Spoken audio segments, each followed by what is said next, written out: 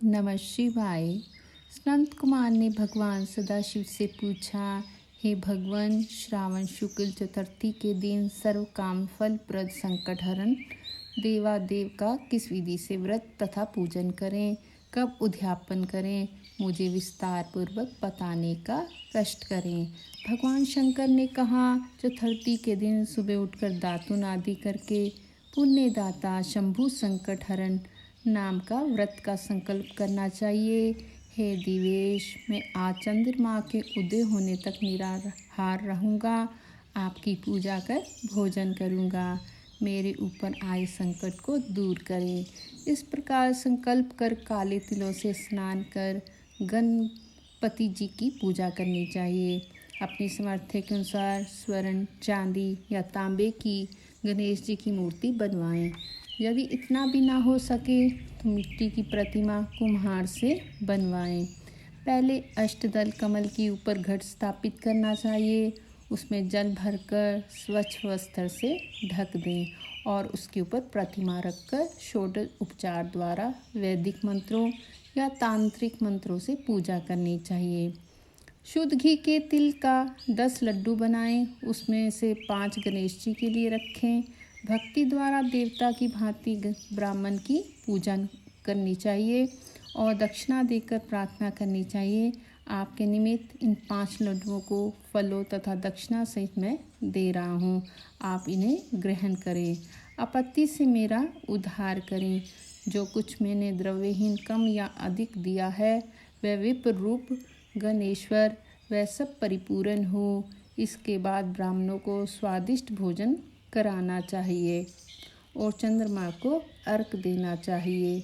इस प्रकार विधि पूर्वक व्रत करने वाले पर गणेश जी प्रसन्न हो जाते हैं और मनवांछित फल प्रदान करते हैं।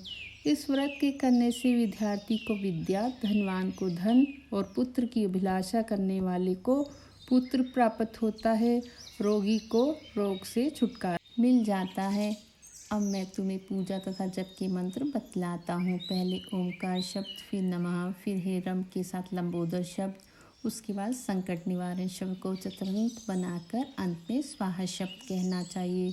वैसे ये 21 अक्षरों का मंत्र है और मनुष्य को 10 दिशाओं की पूजा करनी चाहिए और 21 नामों द्वारा गणेश जी की पूजा करनी चाहिए। उमापुत्र, अग्नाशन, एक दंत वक्र, मुष्क वाहन, विनायक, ईशपुत्र, सर्वसिद्धि प्रदायक, गणाध्यक्ष, स्कंद गुरु, सर्व संकटनाशक, लंबोधर, गौरी मंगल संभव, धूमकेतु, भालचंद्र, असुरमर्दन, विद्या विधान, विकट शुभकरण, विघ्नराट, अग्नाशन, आप मुझ पर प्रसन्न हो, मेरी सभी अभिलाषाओं को पूर्ण करो।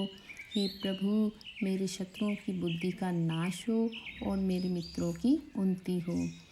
इस प्रकार प्रार्थना करके अष्टोत्तर होम करना चाहिए। व्रत की समाप्ति पर गणेश जी की प्रीति हेतु लड्डुओं का ब्राह्मणों को बयाना देना चाहिए और 5 बार चंद्रमा को अर्घ देना चाहिए।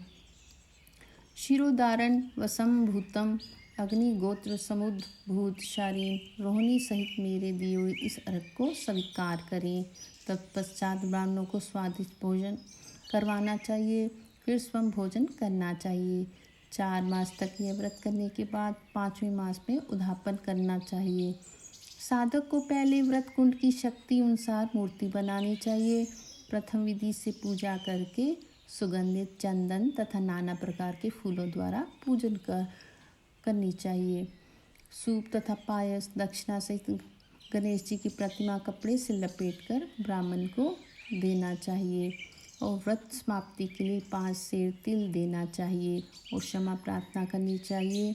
इस प्रकार उद्यापन करने मात्र से ही अश्वमेघ फल की प्राप्ति होती है। संत कुमार मेरे कहने से पूर्व पार्वती ने इस व्रत को 4 मास तक संकल्प की प्राप्ति के लिए किया था। 5वें मास में उन्होंने पुत्र कार्तिकेय को प्राप्त किया था। महर्षि अगस्त्य ने समुद्र पान के समय इसे किया था। 3 मास पश्चात उन्हें विघ्नेश के प्रसाद स्वरूप सिद्धि प्राप्त हो गई थी। हे मुनीश्वर, इस व्रत को दमयंती ने 6 मास तक किया, तभी उसने महाराजा नल के दर्शन किए थे। अनिरुद्ध को खोजती हुई चित्रलेखा ने इस व्रत को किया। वे कहाँ गए, उन्हें कौन ले गया। वानासुर के यहाँ जाने पर प्रद्युम्न व्याकुल हो गए।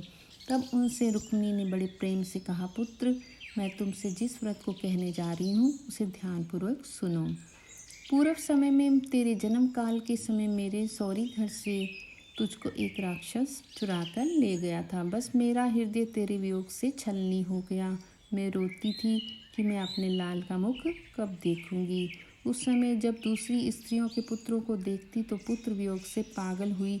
मैं कहती, कहीं यह मेरा पुत्र तो नहीं। इस तेरे वियोग का दुख झेलते हुए कई वर्ष व्यतीत हो गए। प्रभु की कृपा से मेरे यहाँ लोमश ऋषि आ गए और उन्होंने मेरी दशा को देखकर मुझसे संकट चतुर्थी का व्रत करने को कहा। उनकी आज्ञा अनुसार मैंने 4 बार ये व्रत किया। व्रत के प्रभाव से तुमने वापस लौटकर शंबरासुर का वध किया था। अतः यदि तुम भी इस व्रत को करोगे तो अवश्य ही तुम्हारे पुत्र का पता चल जाएगा और वह वापस घर लौट आएगा। माता के आदेशानुसार प्रद्युम्न ने भी गणेश जी की प्रीति हेतु विधिवत इस व्रत को किया। तभी नारद जी ने आकर उनको बताया कि अनुरुद्ध वानासुरपुरी में है। उसी समय प्रद्युम्न वानासुरपुरी में गए और वानासुर को सैन्य सहित जीतकर अपने पुत्र को और पुत्रवधू को ले आए। प्राचीन काल में दूसरे देवताओं ने भी विघ्नेश के प्रीति हेतु इस व्रत को किया था। मृत्यु लोक में इस व्रत के समान सिद्धि देने वाला और कोई व्रत नहीं है। अधिक कहने से क्या लाभ। इस व्रत का उपदेश नास्तिक और शठ को नहीं देना चाहिए। शिष्य या श्रद्धा युक्त साधु को तुम इसका उपदेश दे सकते हो। हे महामुने, तुम धार्मिक विघ्न नंदन तथा मेरे प्रिय हो, इसलिए मैंने तुमको इस व्रत का उपदेश दिया है। श्रावण मास महत्तम अध्याय 22 पूर्ण हुआ। ओम नमः शिवाय। महादेव आप सबकी मनोकामनाएं पूर्ण करें।